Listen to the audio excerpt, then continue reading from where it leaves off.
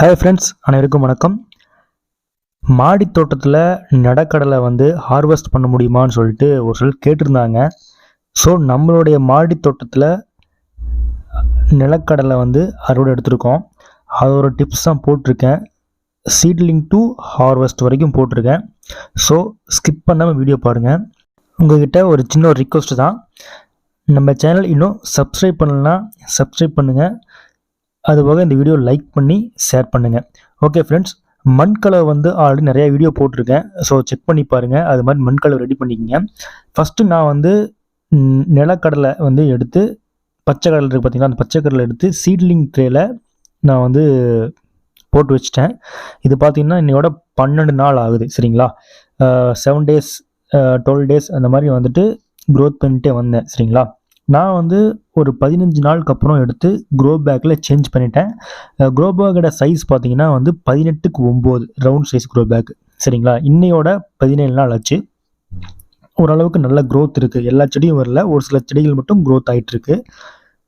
இன்னையோட பார்த்தீங்கன்னா 27 நாள் ஆகுது. சரிங்களா, மண் லூஸாக தான் இருக்கணும், ரொம்ப டைட்டாக இருக்கக்கூடாது. அதை பார்த்துக்குங்க. லூஸாக இருக்க தான் பார்த்தீங்கன்னா கடலை நல்லா பிடிக்கும், அதோட க்ரோத்தும் நல்லா இருக்கும். என்னால் கண்டினியூவாக எடுக்க முடியல.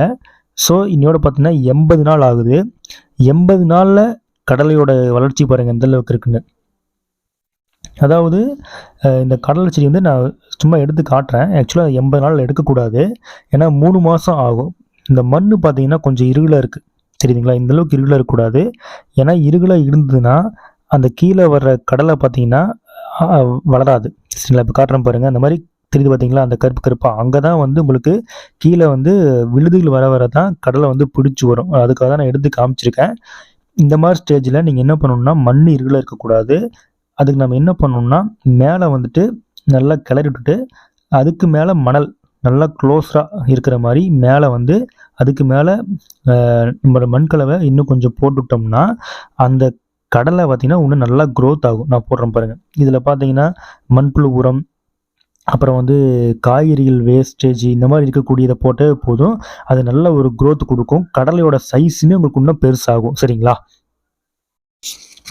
பொட்டாசியம், நைட்ரஜன், பாஸ்பரஸ் இந்த மாதிரி இருக்கக்கூடிய சத்துக்களாக பார்த்து கொடுத்தோம்னா இன்னும் நல்லா க்ரோத் வரும். சரிங்களா, ட்ரை பண்ணி பாருங்கள் நீங்களும். அது மாதிரி மணல் நல்லாவே அணைச்சி கொடுங்க. அணைச்சி கொடுக்க என்ன ஆகும்னா உங்களுக்கு கடலையோட க்ரோத் இன்னும் அதிகமாகும். சரிங்களா, இப்போ நம்ம ஹார்வெஸ்ட் ஸ்டேஜில் இருக்கோம். ஹார்வெஸ்ட் பண்ணிடலாம். இன்றைக்கி நான் ஹார்வெஸ்ட் பண்ண போகிறேன், வாங்க பார்க்கலாம். ஆக்சுவலாக நான் மற்ற வெஜிடபிள் விட இதில் எனக்கு அந்தளவுக்கு ரிஸ்க்கே எனக்கு இல்லை. யாராக இருந்தாலும் இந்த கடலை ஈஸியாக க்ரோத் பண்ணி ஹார்வெஸ்ட் பண்ண முடியும். சின்ன சின்ன டிப்ஸ் தாங்க, பெரிய லெவலில் கிடையாது. இது பாருங்கள், நான் பெருசாக கேர்லாம் பண்ணல, நான் சொன்னதை மட்டும் தான் ஃபாலோ பண்ணேன். இது நீங்களுமே உங்கள் மாடி தோட்டத்தில் பண்ணலாம். இது என்ன பிகினர்ஸ் கூட ஈஸியாக நம்ம க்ரோத் பண்ண முடியும். இங்கே பாருங்கள், இந்தளவுக்கு கடலை வந்திருக்கு. சாயில் நல்லா கரெக்டான பாட்டிங் மிக்ஸ் கொடுத்து கரெக்டான க்ரோ பேக்கில் நம்ம க்ரோத் பண்ணோம் அப்படின்னா நமக்கு ஒரு நல்ல ரிசல்ட் கிடைக்கும். நல்லா வந்திருக்கு எனக்கு. சரிங்களா, நான் சொன்ன சின்ன சின்ன டிப்ஸை நீங்கள் ஃபாலோ பண்ணுங்கள், உங்களுக்கு நல்ல ஒரு ஹார்வெஸ்ட் கிடைக்கும். ஆனால் இதை கடலை செடி பொறுத்தளவுக்கு பார்த்தீங்கன்னா உங்களுக்கு சீக்கிரம் வராது. நீங்கள் விதைச்சிலிருந்து கிட்டத்தட்ட 90 நாட்கள் கழித்து தான் உங்களுக்கு கடலை வரும். ஸோ நீங்கள் இதுக்கு பொறுமையாக இருந்தால் ஹார்வெஸ்ட் பண்ண முடியும். ஓகே ஃப்ரெண்ட்ஸ், இந்த வீடியோ பிடிச்சா லைக் பண்ணுங்கள், ஷேர் பண்ணுங்கள், சப்ஸ்கிரைப் பண்ணுங்கள். தேங்க்ஸ் ஃபார் வாட்சிங் டு ஆல். பை.